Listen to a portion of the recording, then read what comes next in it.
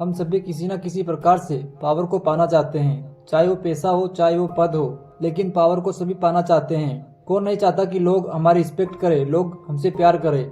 आप ताकतवर नहीं हैं या आपके पास किसी प्रकार की कोई ताकत नहीं है तो आप किसी कूड़े के डिब्बे में पड़े कचरे के समान हो। ऐसा मैं नहीं कह रहा, ये लोगों की सोच है। ताकत चाहे प्यार की हो, चाहे फिजिकल हो, मेंटल हो, किसी पद की हो, लेकिन होनी चाहिए, क्योंकि पावर जरूरी भी है। आप इतिहास उठा के देख लो, ताकत ही शासन की निशानी है। जिसके पास ताकत है उसकी सभी इज्जत करते हैं, उससे प्यार करते हैं। ताकत कमजोरी के ना होने की निशानी है। हमें वो कमजोर बन के नहीं रहना है। इस वीडियो में मैं आपको ताकत के 6 नियम बताऊंगा। इनको फॉलो करके आप भी एक ताकतवर इंसान बन सकते हो। इस वीडियो को शुरू करने से पहले चैनल को सब्सक्राइब जरूर कर दे। शक्ति का पहला नियम, जरूरत के हिसाब से बोले या फिर कम बोले। 1825 में लुईस जब राजा बना तो विद्रोह होने लगे, जिससे लुईस बहुत परेशान हो गया। उन्होंने हुक्म दिया कि विद्रोह के लीडर फ्रैंकलिन को पकड़कर लाया जाए। लुईस ने फ्रैंकलिन को फांसी की सजा सुना दी। सुबह जब फ्रैंकलिन को फांसी की जगह लाया गया और जब फांसी के लिए हैंडल को खींचा तो लकीली रस्सी टूट गई, जिससे फ्रैंकलिन मरते मरते बच गया। 1825 में यह नियम था कि जिस किसी कैदी की रस्सी टूट जाए उसे फिर से फांसी नहीं दी जाए, इसलिए फ्रैंकलिन को छोड़ना पड़ा। लेकिन फ्रैंकलिन जाने से पहले सिपाही से बोला कि इस देश का राजा एक रस्सी को मजबूत नहीं बना सकता, देश का शासन कैसे चलाएगा। जब सिपाही माफीनामा राजा के पास ले गए, राजा ने साइन करने से पहले पूछा कि फ्रैंकलिन ने जाने से पहले क्या कहा। सिपाहियों की बात सुनकर राजा आग बबूला हो गए और फ्रैंकलिन को तुरंत पकड़वाकर फांसी दे दी। लेकिन इस बार रस्सी नहीं टूटी। हमारे शब्द हमारे लिए तब खतरनाक बन जाते हैं जब हम बिना सोचे समझे उनका इस्तेमाल करते हैं। बोलना भी एक कला है। कहाँ बोलना है, क्या बोलना है और कैसे बोलना है, ये भी पता होना चाहिए। जिम में एक भी हड्डी नहीं होती, लेकिन ये हमारी सारी हड्डियों को तुड़वाने की ताकत रखती है। कोई आदमी ऐसे बोलता है कि लोग उसके बोलने पर तालियां बजाते हैं, और दूसरी तरफ कोई ऐसे बोलता है जिससे महाभारत जैसे युद्ध भी हो जाते हैं। शक्ति का दूसरा नियम, अपने इरादे छुपा कर रखे। आप क्या सोचते हो और क्या करने वाले हो जरूरी नहीं है कि आप सभी को बताएं। शक्ति का दूसरा नियम कहता है कि अपने इरादे छुपा कर रखो। जो भी करना चाहते हो चुपचाप करो। 17वीं शताब्दी में एक नियोन नाम की ब्यूटीफुल लेडीज रहती थी। वो प्यार के मामले में बहुत एक्सपीरियंस्ड थी। कितने ही आदमी उसके प्यार में पागल थे और उससे एडवाइस मांगने आते थे। उन्हीं में से एक 22 साल का लड़का मर्क्यूरियस आया,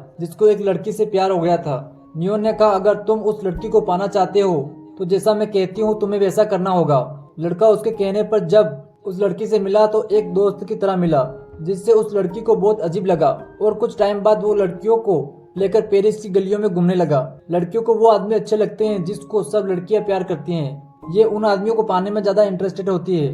अब वो लड़की मर्क्यूरियस को हर जगह ढूंढने लगी। वो लड़की पार्टियों में भी मर्क्यूरियस को ढूंढा करती। नियोन को अब यकीन हो गया था कि जल्दी वो लड़की मर्क्यूरियस से प्यार का इजहार करेगी। लेकिन इससे पहले ही एक गड़बड़ हो गई। मर्क्यूरियस उस लड़की से मिलने के लिए उसके घर गया और हड़बड़ाहट में उस लड़की का हाथ पकड़कर अपने प्यार का इजहार कर दिया। इससे वो लड़की शॉक्ड हो गई और जैसे जैसे टाइम बीतता गया वो लड़की मर्क्यूरियस को अवॉइड करती गई, जिससे उनके प्यार का दी एंड यही हो गया। ज्यादातर लोग वही बोलते हैं जो वो फील कर रहे होते हैं। इससे उनके इंटेंशन और उनके इरादे दूसरों को पता लग जाते हैं। जब लोग आपके बारे में आसानी से प्रेडिक्ट कर लेते हैं तो आप बोरिंग लगने लगते हो। लोगों को वो दिखाओ जो आप दिखना चाहते हो, वो नहीं जो आप हो। करो कुछ और कहो कुछ। जब आपके बारे में सब पता होगा तो लोग आपसे डरेंगे नहीं और आपकी रिस्पेक्ट भी नहीं करेंगे। एक बंद किताब की तरह रहो कि हर कोई आसानी से आपके बारे में राय ना बना सके। ऐसे बनो कि लोग आपके बारे में प्रेडिक्ट ही ना कर पाए। पास्ट में क्या थे, अभी क्या हो, फ्यूचर में क्या होने वाले हो, किसी को समझ में नहीं आना चाहिए। आपके दिमाग में क्या चल रहा है, जब लोगों को ये पता चल जाता है तब आप हल्के और कम इंटरेस्टिंग दिखने लगते हो और लोग आसानी से आपका फायदा उठा लेते हैं। ये पॉइंट यहीं पर खत्म होता है। हम चलते हैं शक्ति का तीसरा नियम, जो है दूसरों से काम कराओ और उसका क्रेडिट लो। तुम्हें क्या लगता है जितनी भी बड़ी बड़ी कंपनियां हैं, क्या उनके मालिक सारा काम करते हैं? क्या माइक्रोसॉफ्ट बिल गेट्स ने बनाया? नहीं, माइक्रोसॉफ्ट बिल गेट्स ने नहीं, उसकी टीम ने बनाया। लेकिन क्रेडिट बिल गेट्स को जाता है। आइडिया उनका था, लेकिन काम और सारी प्रोग्रामिंग तो उनके टीम ने की। जरूर नहीं है कि सारा काम आप करो। जितनी भी बिल्डिंग कंस्ट्रक्शन होता है, क्या उनको बिल्डर्स बनाते हैं? नहीं, उनको वर्कर्स बनाते हैं। लेकिन क्रेडिट उनके ओनर्स को जाता है। जो दूसरों से काम कराना जानता है वो सबसे आगे रहता है। क्या आईफोन स्टीव जॉब्स ने बनाया? नहीं, ये सारी चीजें वर्कर्स, इंजीनियर्स और प्रोग्रामर्स बनाते हैं। लेकिन क्रेडिट उनके ओनर्स को जाता है। सारे काम तुम नहीं कर सकते हो और ना ही तुम उन सारे कामों में परफेक्ट हो। जो जिस काम में परफेक्ट और मास्टर है वो काम उसी से कराओ और ज्यादा पैसे कमाओ।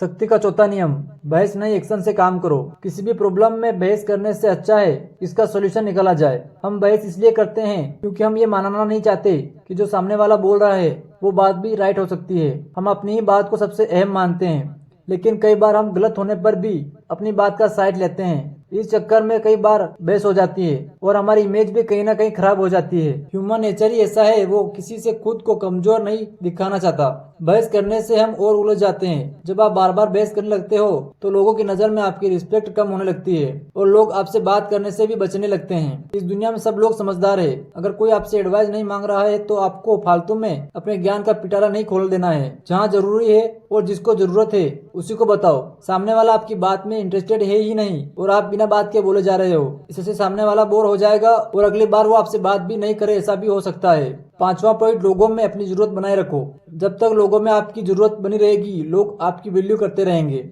गांव के लोग सरपंच की इज्जत करते हैं, उसकी रिस्पेक्ट करते हैं, क्योंकि सरपंच गांव वालों का काम करता है। मैं गांव का एग्जांपल इसलिए दे रहा हूं क्योंकि मैं गांव में रहता हूं। लोगों की प्रॉब्लम सोल्व करके आप लोगों में अपनी जरूरत बना सकते हो। मान लो आपके दोस्त को एडिटिंग सीखना है और वो आपसे पूछ रहा है, अगर आपको पता है तो आप सिखा सकते हो, और नहीं भी है तो आप यूट्यूब पर देखकर एडिटिंग कोर्स के बारे में बता सकते हो। आजकल यूट्यूब पर सब कुछ मिल जाता है। कोई आपसे पूछता है कि भाई कोई अच्छी मूवी बता दो, आप यूट्यूब से देखकर बता सकते हो।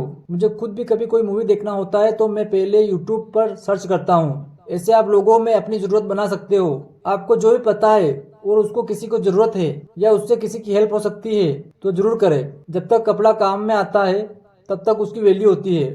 जब वो अपनी वैल्यू खो देता है तो अक्सर वो पोचा बन जाता है। पॉइंट नंबर 6, लोगों को फायदा दिखाओ। लोगों को फायदा दिखाकर अपने बस में कर लो। फायदा दिखाकर बड़े से बड़े ताकतवर आदमी को भी अपने कंट्रोल में किया जा सकता है। जिसको सामने वाले को फायदा दिखाना आ गया वो कुछ भी बेच सकता है। आपने देखा होगा ऑनलाइन शॉपिंग में 10% की छूट, 50% की छूट। वो क्या कर रहे हैं, वो लोगों को फायदा दिखा रहे हैं और लोग खरीद भी लेते हैं। भले ही वो चीज 50 रुपए की हो, लेकिन उसके दाम 100 रुपए करके 50% की छूट देकर बेच देते हैं। हमारे दिमाग में ऐसा डाल देते हैं कि हमने चीजें सस्ते में खरीद ली, लेकिन होता इसका बिल्कुल उल्टा है। सारी दुनिया क्या कर रही है, फायदा दिखाकर पैसे कमा रही है। कंपनियां एडवर्टीजमेंट के माध्यम से लोगों को बार बार अपने प्रोडक्ट के फायदे दिखाते हैं, जिससे आदमी उस चीज को एक बार तो खरीद ही लेता है। ये क्रीम लगा लो, इससे आप गोरे हो जाओगे। ये ऑयल लगा लो, आपके बाल लंबे हो जाएंगे। जिसको फायदा दिखाना आ गया वो लोगों से कुछ भी करा सकता है। मनी हिस्ट में जब सारे मनी हिस्ट पकड़े जाते हैं तब भी प्रोफेसर कन्विंस कर रहा होता है। वो कहता है या तो हम दोनों जीतेंगे या फिर हम दोनों हारेंगे। तुम सोने की जगह तिजोरी में पीतल रख दो, वरना हम लोगों को बता देंगे। अगर ये वीडियो आपको अच्छा लगा है तो इस चैनल को सब्सक्राइब जरूर कर दे इसी तरह इंटरेस्टिंग वीडियो देखने के लिए। Thank you for watching.